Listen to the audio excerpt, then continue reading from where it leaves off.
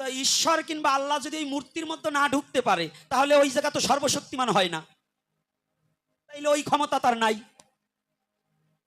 Wake up to reality. আল্লাহর অস্তিত্বের প্রমাণে আরো একটি আয়াত পড়ি। আল্লাহ তাআলা বলেন, ইন্না রাব্বাকুমুল্লাযী খালাকাস সামাওয়াতি ওয়াল আরদ ফি সিত্তাতি আইয়াম, নিশ্চয় তোমাদের প্রতিপালক আল্লাহ, যিনি 6 দিনে আকাশ জমিন সৃষ্টি করেছেন।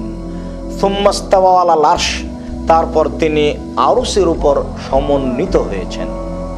ইউদাব্বিরুল আমরা, তিনি সমস্ত কাজ পরিচালনা করেন।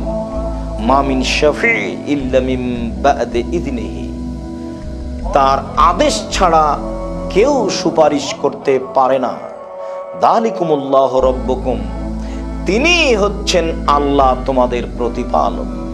ফা'বুদুহু আফালা তাযাক্কারুন, তোমরা একমাত্র তার ইবাদত করো, কেন তোমরা উপদেশ গ্রহণ করো না? ইউনূস 3।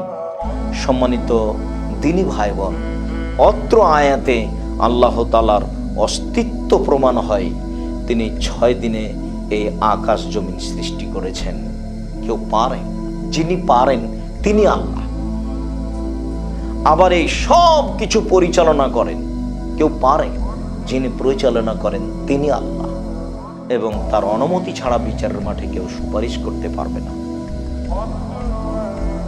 খুব কম মানুষই উপদেশ গ্রহণ করে। এই কথাগুলি আল্লাহর অস্তিত্বের জন্য জাজল্য প্রমাণ।